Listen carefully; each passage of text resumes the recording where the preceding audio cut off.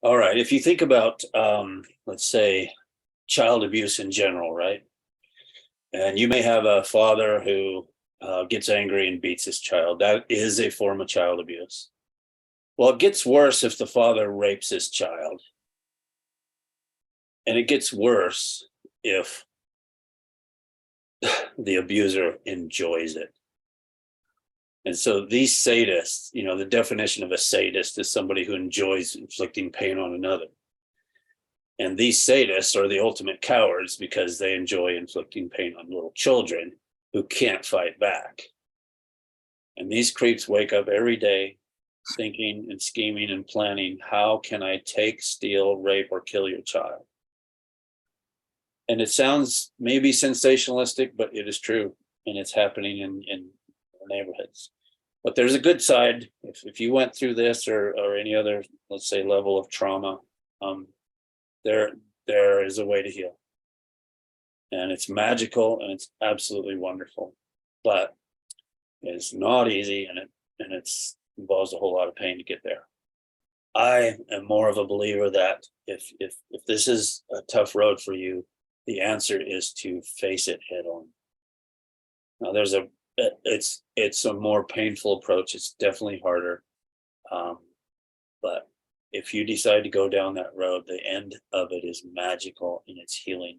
And I've been there and I've done it. I've literally healed hundreds and hundreds of these traumas out of my system.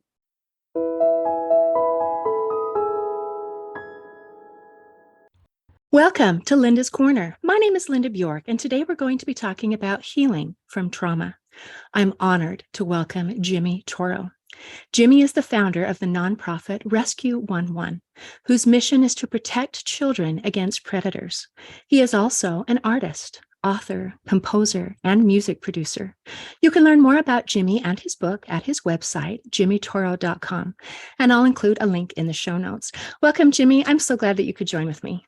Thank you. I really appreciate you giving this this subject a platform. To me, this means the world. Yeah. That people can heal no matter what they have been through. And you have endured unimaginable abuse. Is it okay if we start with your story, at least a little bit of it, because Sure. I know it's awful, so that people can understand from what depths we can emerge and still be okay? Yeah, you bet. All right. If you think about, let's say, child abuse in general, right? And you may have a father who gets angry and beats his child. That is a form of child abuse. Well, it gets worse if the father rapes his child. And it gets worse if the abuser enjoys it. And so these sadists, the definition of a sadist is somebody who enjoys inflicting pain on another.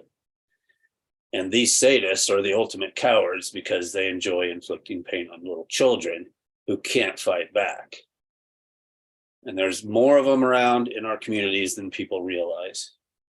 And these creeps, they organize. Sometimes they do it alone and this and that, but often they organize. And they often organize into two types of different organizations. One type of organization is similar to like a brothel, where if you're a brothel owner, you have clients, and the clients pay you money so they can go, typically a male can go into a room and have sex with a woman. That's a typical exchange. It's a business. Well, there are such type of brothels that deal with children because there are creeps out there who want to have sex with little kids, these pedophiles, these awful individuals. Well, these types of brothels are more underground and secretive because, well, they don't want to get caught. And it's a business. And to satisfy the business, the owners have to have children. And these creeps are awful. They will order children. They will say, maybe I want a 4-year-old blonde boy with blue eyes. And it's also worse because they get to do whatever creepy thing they want to do with these children. And often they're not satisfied unless there is torture and blood and whatnot. Then you have a different type of organization, which I happened to fall under when I was a little kid, is more of the sexual ritualistic type of torture. And so you have these organizations that get together. One way to maybe understand this is like in Bible history, which most people know in the Old Testament, the Jews had their temple and they had their ordinances and they did their animal sacrifices and they wore their robes and they all these rituals surrounding this worship, if you will. Well, when those people became wicked, let's say, well, they kept similar ordinances, they kept similar robes and traditions, and they kept the similar ritualistic religious aspect of it, except now they're worshiping, something awful. Well, at the center of their sacrifices so often were little children, literally. And it's like, how does it go from this to this? Well, we're not here to talk about that, but it does. And so when I was a little kid, from about age 3 to about age 8, it's not uncommon for boys to age out of that, about age 8. My parents, mostly my dad and some other parents in the neighborhood, they got together and they did these types of ritualistic sexual abuse things. And at the center of not all of their things, sometimes they sacrificed adults as well, but usually it was little kids. And they did awful, awful things to little kids. And they're clever. They are literally in your neighborhood and you probably don't know it. If you want to just go look at the registered sexual offenders in your neighborhood, you can find that out. And they're all over. They're in every neighborhood, and they're good at hiding. They're good at not getting caught, and they're good at abusing kids. And sometimes they go too far and they kill kids. And I can get into, if you want, some of the actual tortures they did. You want to go there for a minute? Yeah, but let's keep it kind of sort of light so we don't trigger everybody. But I know Okay. about one when you were 4 and being Yeah. buried. Yeah. So okay. So they're clever. They really get into what they do, right? And so if you think about history you read a lot about this in medieval times, these torturers and how clever they were in torturing their victims. Well, they were very clever and very imaginative. These creeps are the same. And so, it's not enough to take a little boy and bury him alive in a coffin and scare the hell out of him and then let him come out. Well, they did that, but they also got bored with that. So they would take a dead human adult body, and it was slit from its throat down, and its insides were taken out, and its ribs were splayed out, if you will. And well, when they stuck that little kid, in this case me and some other little kids, in the coffin, well, you were stuck inside the cavity of this dead body, right? And which it's just their awful imagination of what they do, because their goal in many of these cases, well, most of these cases, is to get as much horror and screaming and terror out of that little kid as possible. It brings them more joy, let's say. Well, to make it even worse, if you imagine you're in that coffin and you're banging and you're screaming, and for all you know, you're going to die, and the terror level is really high. And well, at some point you exhaust yourself and you kind of admit to the fate that's going to happen to you. And then the lid opens up, and what do you see? You don't just see adults, you see adults laughing at you because they're enjoying this. And that is so psychotically off the charts. I have a hard time calling them humans. And these are the types of creeps and pedophile types and child abusers that are out there. And this happened. These types of awful things happened to me for about 6 years. And they're good. There were like 10 kids in my family. They only picked on me and my sister. And you're like, why? And well, because they're smart. They know that if they just pick on one kid out of a group of siblings, and they're maybe found out, or Child Protective Services comes over, or somebody says something, and they ask all the other siblings, well, is this happening to you? And they all say, no, no, no, no. Well, then the little kid doesn't get believed. And it's often classic. In another thing to understand is that almost all, I don't know the number, but 95%, some high number of child abuse happens to the child by a person the child knows. This is almost always the case. Well, it's also almost often the case in families, especially dysfunctional families, that, well, we don't talk about this. A classic case would be a young girl who has a mom and dad and things are fine, and they get divorced, and mom marries a new guy, and the new guy abuses the young girl, rapes her, et cetera, et cetera. And she says something to mom, and mom doesn't believe her. That happens all the time. So a bit of advice to parents and such is that if you, first of all, keep a good eye out on your kids, because they are targets. They are targets out in public. They're targets online. And these creeps wake up every day thinking and scheming and planning, how can I take, steal, rape, or kill your child? And it sounds maybe sensationalistic, but it is true. And it's happening in neighborhoods. But there's a good side. If you went through this or any other, let's say, level of trauma, there is a way to heal. And it's magical and it's absolutely wonderful. But it's not easy, and it involves a whole lot of pain to get there. And I appreciate so much that you give that hope, because when we open our eyes and recognize the evil that is in the world and probably in our neighborhoods, Most likely. it's absolutely terrifying. Mm-hmm. And so I appreciate that your story includes more than opening our eyes, Mm-hmm. but also opening our hearts to the possibility of healing. Absolutely. Because that is so important. So let's talk. Can we talk a little bit about repression? Did you remember everything that took place, or was any of it repressed and came out later? Yeah. So about that. Okay. So let's talk about the situation of child abuse. This could happen as an adult as well. But let's stay with child abuse for a second.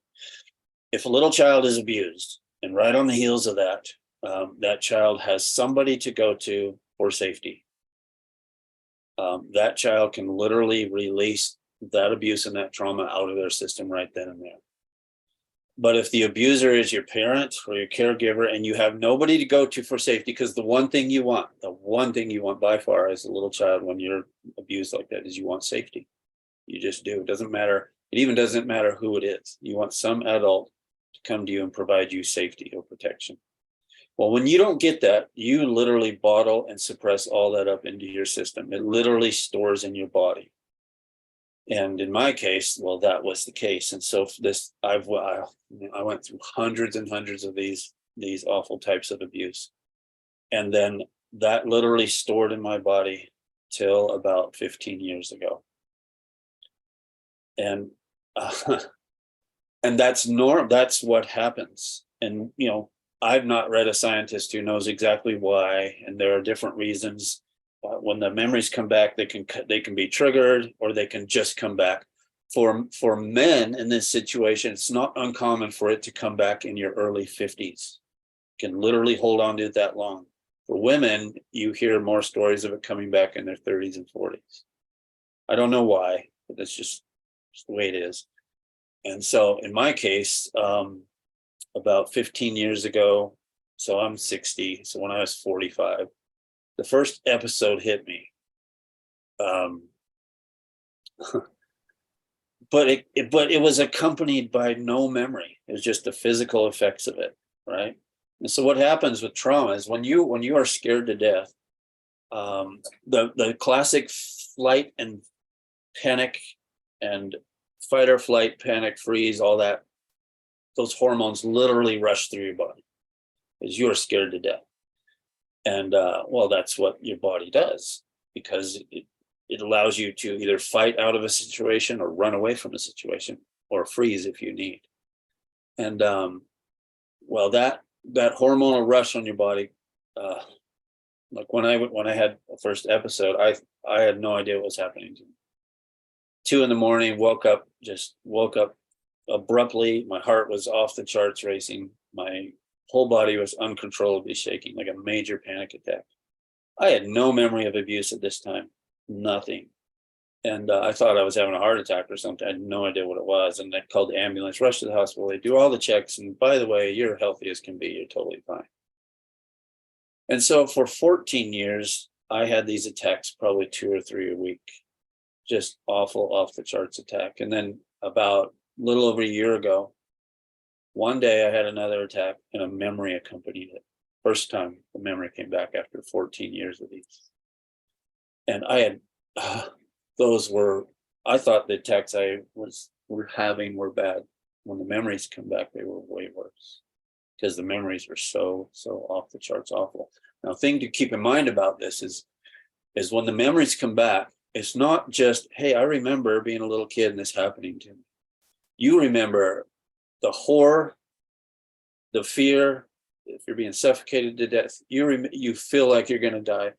You remember the sights, the smells, the sounds, you remember all of it. And all of the hormonal rush that happened to you as a little kid when you're scared to death, it repeats itself in your adult body. It all comes back. Now, sometimes the memories can be fragmented, but the emotion is not. And part of the healing process is going back to that moment when that happened to you. And you do want to remember as much detail as you can, but what you're more keyed upon is the emotion of the event. What am I feeling? Am I feeling lost? Am I feeling scared? Am I feeling, am I being raped? Am I feeling that pain? Am I being suffocated to death? You want to identify that feeling when you go back to it. Now, there's a bit of a challenge in all that because a lot of the psychologists and counselors and therapists have different opinions on how you heal, especially from awful trauma. And some say, somatic body work type of stuff is best to do. There's tapping, there's breathing techniques, there's eye movement, eye movement techniques, etc. Some even advocate forms of like yoga type of body movements. Some even advocate like drama or acting out what happened to you in your past. I'm not a fan of that one. And then there's the classic, talk to a psychologist or somebody who's really trained in this, and go back there with somebody, which is the method that worked for me the best. And at some point, if you want to get into more of how that healing process works, I'd be happy to go there. Thank you. Let's go over a little bit, even some more, what you've talked about, because it is so important to be able to recognize and understand that we can even have trauma in us and not be aware of where it's coming from or why it's there. Yeah. And there is an excellent book. It's called The Body Keeps the Score. You're probably familiar with it, by Dr. Bessel. That's my favorite book of all the books I read. And it describes all of the different processes that you mentioned, that people have tried this and had success. People have tried this and had success. People have tried this and had success. And you mentioned, I didn't like this one, but I did like this one. And it's wonderful that we have a choice of tools so that we can choose what feels comfortable and works for our particular situation. Yeah. And I also appreciated that you mentioned that with trauma, it is not as if I remembered that it happened. It's not something in the past. It is in the present. It is in the present. And that matters. And that's, again, something that Dr. Van der Kolk mentions in his book, and he explains, because if we are a friend, a companion, a support to someone who has been through trauma, it really helps if we are more aware of what they're going through, so that we don't just, oh, come on, that happened in the past. Oh, don't, just you're making something out of nothing, or whatever, that help us to be able to have a more correct response. Yeah, trauma, keep in mind that the event that happened to you is not the trauma, it's the wound that was created as a result of the event that happened to you. That's the trauma. Trauma actually means wound in Greek. And so that wound is very much alive. And, if you touch an open wound, well, it hurts. And when it's stored in your body, when it comes out, it is definitely an open wound, and it hurts. And it's really painful. Another interesting thing is that, there's a classic scenario where, let's say, a little girl might be raped, and then she grows up and she is attracted to and dates men who abuse her. That happens all the time. They because that's familiar. That's familiar territory, as awful as it is. Well, if you have the option to live with your trauma, live with your wound, because it's familiar and you know it, or you have the option to go face it head on and heal from it, which is more painful, most people choose the familiarity option. Unfortunately, many people stay there and they become addicted to alcohol and porn and drugs and whatever as coping mechanisms. Which is awful, because if they want to let's say they turn to alcohol and they become alcoholics. Well, that's awful, because now they have to heal from that on top of tackling their wound, their trauma. Makes it harder. And most people, unfortunately, don't. Many commit suicide. Many are lifelong addicts to something, because facing your trauma head on is so painful. And we as humans, we seek pleasure and we avoid pain like you wouldn't believe. It's what we do. It's our human nature. And so healing from it, there are spiritual ways of healing. Many people turn to their God or their Christ or whatever. And that's great. And then on the frontier are a lot of healing modalities coming out around mushrooms or ayahuasca or these types of approaches, let's say, psychedelics and whatnot. And so anyways, I am more of a believer that if this is a tough road for you, the answer is to face it head on. Now it's a more painful approach. It's definitely harder. But if you decide to go down that road, the end of it is magical in its healing. And I've been there and I've done it. I've literally healed hundreds and hundreds of these traumas out of my system. Imagine you're like a bus driver and adult you's on the bus, and behind you have a bunch of little you's. And if for instance you were abused 100 times, you don't know that until you go into them. You may have 100 little you's on your bus that you're driving around with all day. And you have to literally go back to each one and face that horror again, if it was a horror. And you have to help provide safety to that little you right in the moment of when that was happening to you. That's where the magic kicks in. That little you, what does that little you want once again? Wants safety. Safety. Absolutely. And in that scenario, I went back hundreds of these. And I go back as an adult and I find that little kid. And I'm searching for the emotion. Because when that episode hits me, I am feeling exactly what that little guy is feeling. When in the moment when that happened, I'm feeling the exact same thing, the same hormonal dump, the same emotion. So if the emotion is scared off the charts, and that's what I'm feeling, or I'm feeling like I'm being killed or going to die, fighting to stay alive, well, that's the emotion. Now I need to go back and find that little kid who's experiencing that same thing. Sometimes I found him fairly quickly, and other times it took days and days. Hard to find. And when I'd find that little boy, I would find him right in the middle of that abuse. And it wasn't my job necessarily to go rescue that kid out of there and bring that kid to safety. It was my job to help the kid find his own safety, to empower the kid so that he could be the one who has the power over the abuse happening to him, right? Because that's what he wanted. And and so I go back and I help. Like in one case, I have a lot of awful cases, so I'll be careful. Once he was in this room, little me, and he was going to be taken into another room where they were torturing kids. And he'd been there before, so he did not want to go there.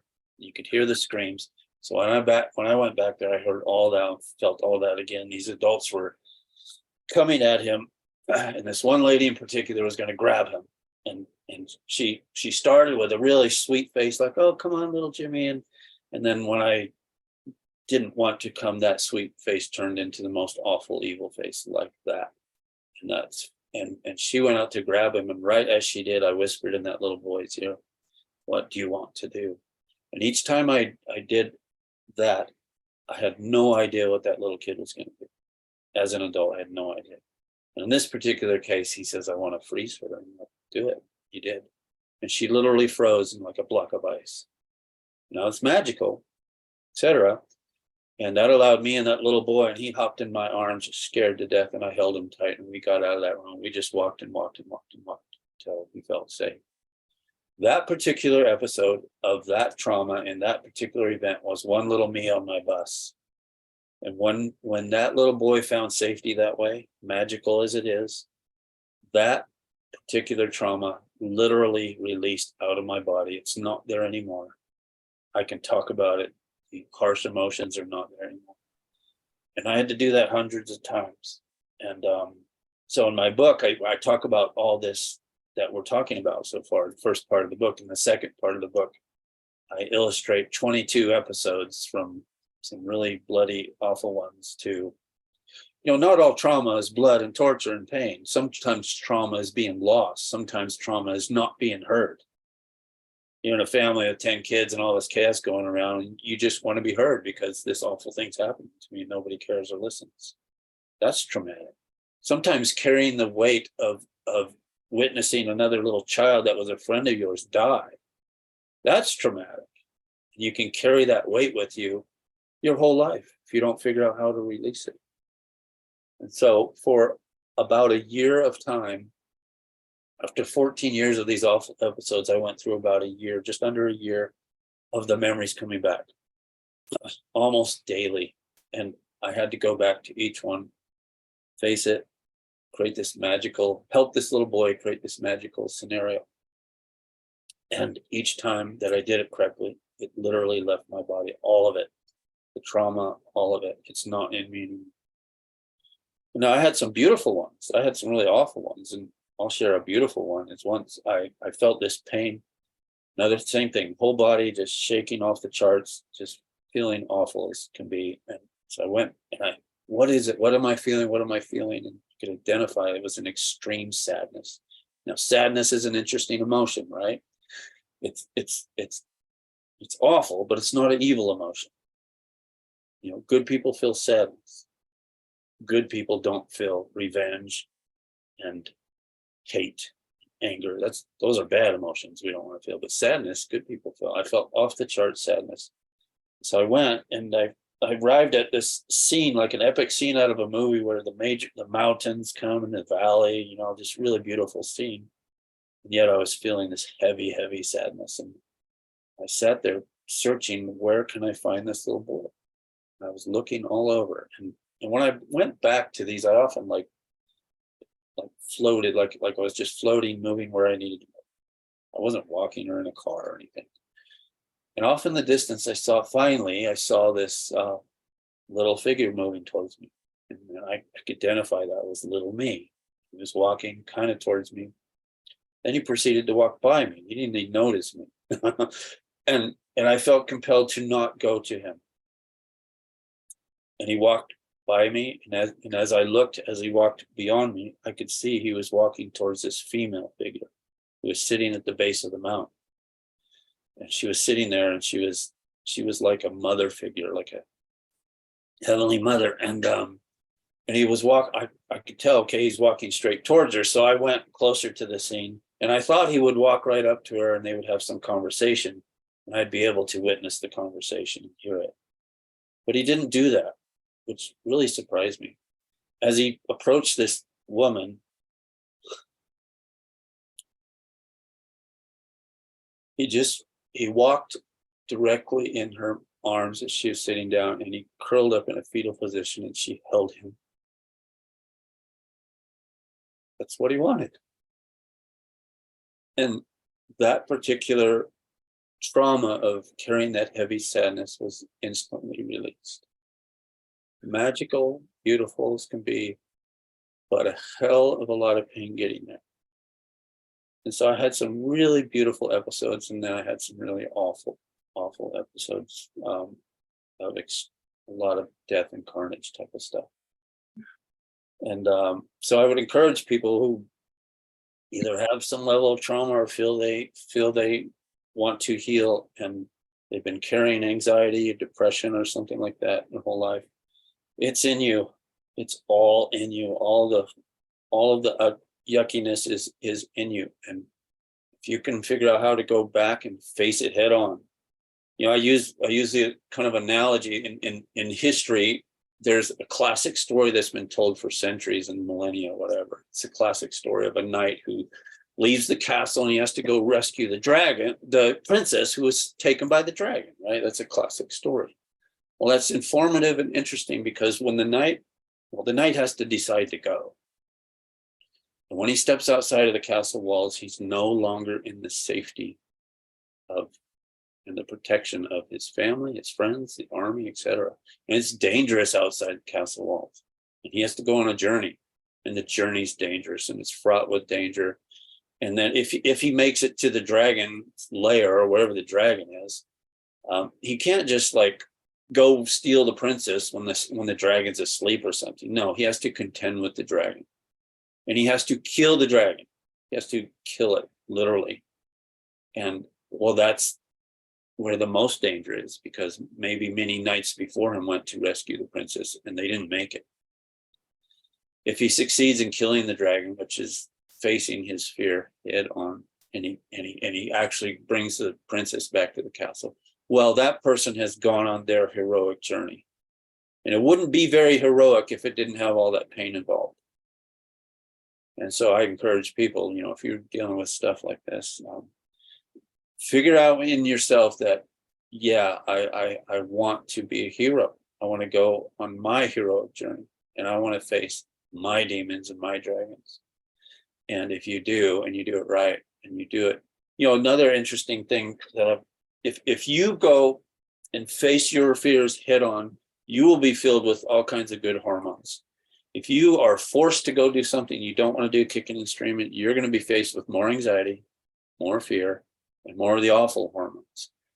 But if you can go on your heroic journey properly with the right frame of mind, well, you're a hero, and you can release this stuff. You literally can get it out of your system. It's beautiful. And that makes all the difference. It really does. I really appreciate your analogy of a knight going out to fight the dragon and to rescue the princess. And that is what you have done, is you have been the knight who has gone out and rescued.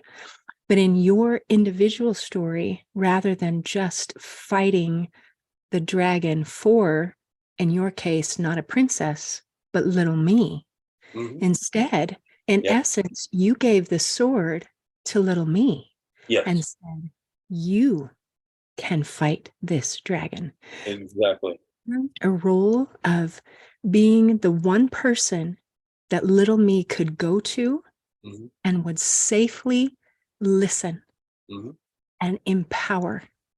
And you gave some examples that inside of you, you knew the answers. They were in there. They were. In one instance, what do you want? What does little me want?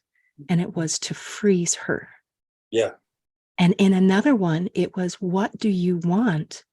And you had the patience and the insight to wait and watch.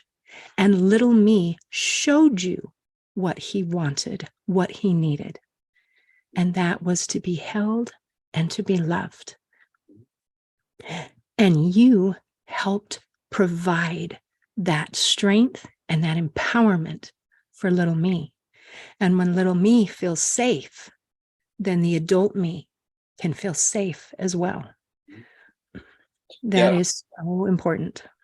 It is. And it's very magical because you literally go back and rewrite the story. You literally rewrite the narrative. You literally, this may sound off the charts. I don't have a way to prove this, nor do I care. You literally go change the past. And you provide that safety to that little guy. Therefore, your body can now release what you've held on to all these years. It is as literal as anything I know. In fact, the memories I have, these memories I have are, they are all, many of them are more literal and real and full of emotion than a memory of, let's say, the day I was married, or the day as a kid I broke my collarbone, or something like that. You know, you think back in memories that you've had in your life that, you know, you think, you know, well, what's the emotion around the day you broke your collarbone? Well, it hurt. I had to go to the hospital. I can remember a lot of details about it. And then I had to wear this brace thing for, you know, a bunch of years as a kid. I can remember feeling the crack and the pain of it. I remember all of that. Well, these suppressed memories, I remember them even more vividly. They're real, and going back and healing them is just as real as all that. It works. It absolutely works. And even Dr. Van der Kolk will attest to that. Excellent. I've read every book and listened to every podcast by every expert on the planet, and he's one of the best. He is. He's very, very good. Yeah. And your modification, memory modification, is also absolutely true. And I have also had podcast guests who have talked specifically about that, about going back and rewriting and changing the memories and how it changes everything. And that is, I'm grateful to hear your witness that this works. It works. Yeah. Now, when you go back there, if you decide to do that, the one thing I would recommend, well, obviously, if you could get a good fortunately, I had a wonderful psychologist who specialized in sexual ritualistic abuse. That helped. But there are many, because my memories came at random. That's one of the awful things of this post stuff coming back, post trauma coming back, is that, well, when all the memories started flooding in, I had no idea if I was going to have to deal with 5 of these or hundreds of these, and nor did I have any idea how long it would last. That is not a good thing mentally, because you just don't know how long is the pain going to keep going. You don't know. Well, that's a challenge to deal with. In each one of these that I had to go back to, the one thing that helped more than anything was having somebody there. Sometimes it was just my daughter was home and I could just hold her hand, and just having that, because the process of going back in time that many psychologists use, especially body work and whatnot, is they are trying to keep you grounded in the present as you go back to the awful thing. And knowing that, okay, I'm mentally here with this little kid who's getting the hell beat out of him. But as an adult, I'm sitting on a couch in a safe environment in my living room. Having a hand to hold for anybody like that is so important, because once again, what did that little kid? You're going and reliving that. What did the little kid want? He wanted that hand to hold. And so if you can mimic that, repeat it as an adult while you're going back there, it's the best. I because these happened to me completely at random, many times I did not have an adult. In the middle of a meeting, I had to leave. I had nobody to go to. Well, I had to just suffer through it, and I didn't resolve it. I had to go, it came back again. So yeah, have somebody in your life who loves you and cares about you when you go back on these journeys. It's the best. That's excellent advice. These specific things, this is how you do it, and this is the support that you need or will be helpful as you go through to keep the little you wanted. Mm-hmm, mm-hmm. Absolutely. Wow. Jimmy, I am so sorry for what you have gone through. And I am so grateful for the wisdom and the insight that you have gained and the witness that you offer that people can heal. Yeah. Because unfortunately, you're not the only person who's been through that. Oh, thousands, tens of hundreds of thousands. We just don't hear about it enough. No. Probably Because millions. not everyone is as brave as you are to come and talk about it. And so I really appreciate you, because your words can help thousands of people be able to heal from their own traumas. I hope so. I Yeah. appreciate you. Yeah. Another thing to keep in mind real quick, I know don't want to go on too long. for your show. If you go through a lot of these, your body will be affected. These hormonal dumps, adrenaline, cortisol, especially if you go like I did day after day after day. At the end of about a year of that, I remember vividly going through my last one. I knew it was my last one. I just intuitively knew, and it was the most awful one off the charts by far. And at the end of all of that year of going through all those and healing from all those, my body was wasted. I literally could hardly walk from one room to the next. It has stress really affects your body. And I remember a couple of weeks after that, trying to recover. I remember getting down and trying to do a push-up. Before, I could do plenty of push-ups. I could run for miles. I've always been very healthy. I got in a stance and I went down and I collapsed, and I was literally wasted for days. My body was so weak from dealing with all that. So keep that in mind. This has a real effect on you physically. And fortunately, just slowly, after it's been about 6 months since my last episode, I ran a mile for the first time just the other day. And so you can recover. Your body is amazing, but know that if you're going through this, that it has a real physical effect on your body, and you have to try to get rest, try to eat right, try to be healthy, try to be as healthy as you can. But purging all these out of my system has been the best thing, because they're gone and I can heal, and now I can go help people. And I appreciate you mentioning that, because as we talked about before, when you have these things inside of you, they are in there, they are trapped in there, and they will stay in there until you acknowledge them and let them go. Yep. But because it's scary, many people choose, I'm not going there. I would rather get drunk. I would rather do anything than remember that. Yeah. Excuse me. Yeah. But because you're not just remembering it, you're reliving it. Yeah. It's worth it. Oh yeah. It's quite magical. The healing aspect of all this is so magical. It's so wonderful. It's almost unbelievable. It's almost unbelievable to the point where somebody who's going through something may not believe that magical element really works. It does. I've done hundreds of these. It works. It's awful, but it works. The healing is so magical, so wonderful, actually. Yeah. So the process is awful, but the results are magical and wonderful. And that's the thing, because you have to know that it's worth it. I'm not going to go out and fight a dragon if I think the dragon is going to kill me, if I think it's just not going to work. But if I know that it's going to be better in the end, it helps me have the courage to take the steps that I need to get there. Yeah. Yeah, exactly. So, Jimmy, thanks for visiting with me today. Oh, you're welcome. Thank you for the platform. I really appreciate it. Yeah. Thanks for sharing your story. In closing, I'd like to share a quote by Dr. Peter Levine. He said, "Trauma is perhaps the most avoided, ignored, belittled, denied, misunderstood, and untreated cause of human suffering. If you have suffered from trauma, I want you to know that you absolutely can heal." See you next time on Linda's Corner. Thanks for listening. If you enjoyed this episode of Linda's Corner, please share and subscribe to help us reach new listeners. I also invite you to check out my nonprofit, Hope for Healing, at the website hopeforhealingfoundation.org. I also invite you to grab a copy of one of my books, like Crushed, A Journey Through Depression, or Amazon bestseller, You Got This, an action plan to calm fear, anxiety, worry, and stress. See you next time on Linda's Corner.